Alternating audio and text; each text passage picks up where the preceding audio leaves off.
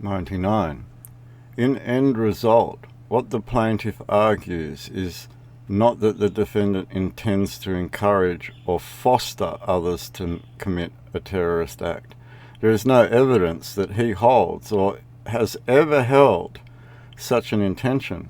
The highest the plaintiff's case rises is that the video might lead some people to commit terrorist acts.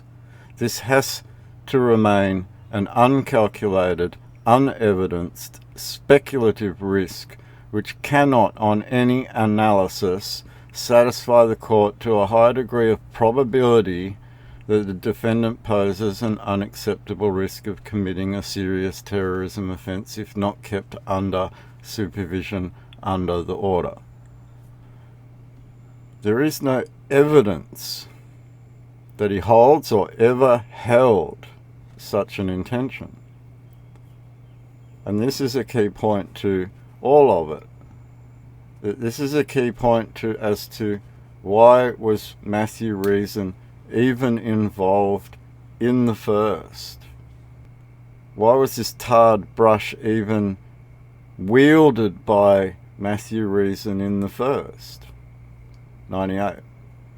The offensive material said to be material that advocates violence and amounts to a, quote, call to arms, end quote, to followers of the United Kingdom of Australia seems to be somewhat cynical submission, given that there has been no application by the state or police for the defendant's Facebook or YouTube material to be taken down, despite there being various ways this can be done. It's partly to do with what they submitted here, in the hope that they could entrap you into a belief that is formulated from them that they finger you for. For instance, they have painted a picture that they want you to argue or accept part of or not part of, or the wrong parts of, to then be able to determine a fracture in your belief. And this is the very evil game that the police and the state of New South Wales have been playing for a very long time. 97. The risk the plaintiff argues is presented by the defendant is also premised on the need for a prior narrative shift to create perceived legitimacy for violence. There is simply no evidence as to when or how that narrative shift would occur, and so there really is no material upon which the court could find circumstances that would underpin the reality of any risk presented by the defendant would occur, let alone it be considered to be an unacceptable risk. And here's the key point in that: what is an acceptable risk here? Is an acceptable risk being held under a current regime or doctrine that would be false at law? What is the acceptable risk? And then the need for a prior narrative shift to create perceived legitimacy for violence. Well, there's no need for violence, but what is the prior narrative shift and what perceived legitimacy? There is a wording that is being used here that seems to denote that some action needs to occur when it may have already occurred. 96. The plaintiff's submissions that the defendant's beliefs or commitments support potential engaging in terrorism activities are speculative and rely upon the speculative proposition that the defendant's mental health will deteriorate. This ought not to be the conclusion reached by the court given the CTO. So the judge is warning the court that the state has submitted a whole bunch of beliefs that they believe the defendant believes, which are very speculative in nature, given that the court knows a little bit more about God and the claim that is on the side of a United Kingdom of Australia. We can see this by the comments being made surrounding the United Kingdom of Australia.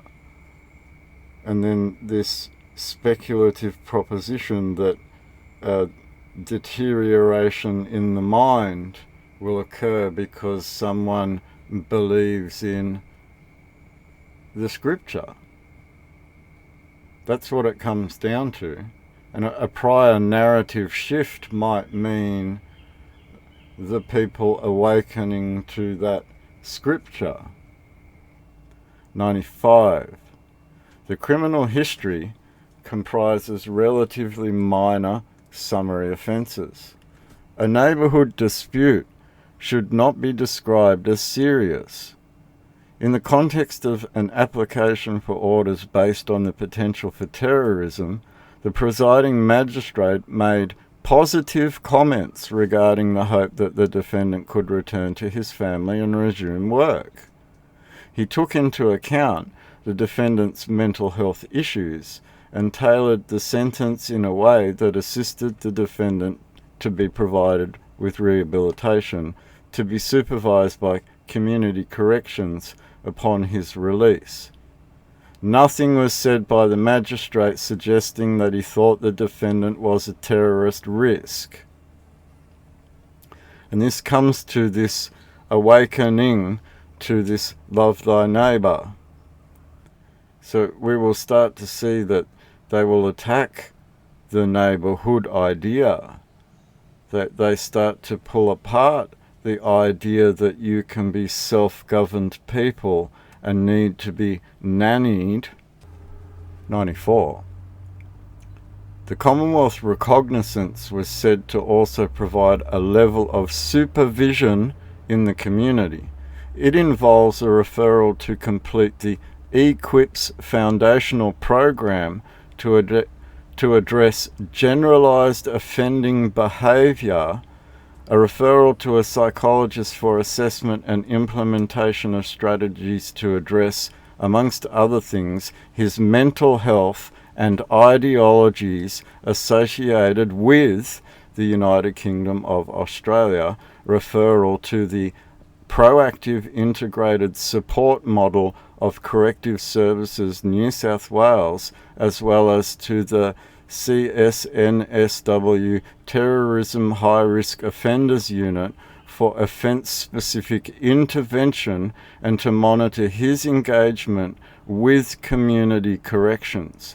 These things would be more than sufficient to deal with any risk presented by the defendant. So the court's pointing out that he's already under this Commonwealth recognizance order in which he has to undergo all of these things anyway, which are now being proven within this document to be a farce from the beginning. And that's the serious problem that these people have, in that at the underlying core, all they've triggered now is a demand to answer the questions that were on the table from the beginning, because that would clarify everything that's been put into this table.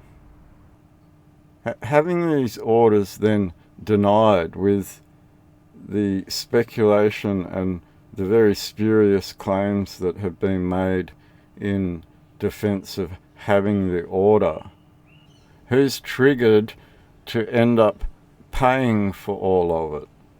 And that answer to that is the public trust. 93. In respect of the CTO, it was emphasised that this is a coercive mechanism that overrides the defendant's personal autonomy in regard to treatment, including, if necessary, enforced medication, as well as potential changes to his liberty, such as being required to attend particular places at particular times to be examined, It also allows for medication to be given without consent and for further oversight by the MHRT. If there is a lack of cooperation with the requirement of the CTO, police can become involved to detain the defendant and take him to hospital for forced treatment. And we can already see that Miss Prince's documents were framed along with the intended outcome from the State of New South Wales prosecution team. This was a modus operandi of the New South Wales prosecution team, as well as the Fixated Persons Unit, aka State Protection Squad of the New South Wales Police Force. This is a coercive mechanism that overrides the defendant's personal autonomy. We already read through and saw comments coming from doctors relating to it's his fault for losing his liberty. So they're twisting the words into the evil for standing up with God, that it's your fault. You started to believe in God. It's your fault. You needed some sort of coercive mechanism that overrides your personal autonomy so that you can be drugged and then therefore corrected. Your mind is wrong. You're not allowed to think certain things within this massive world theatre.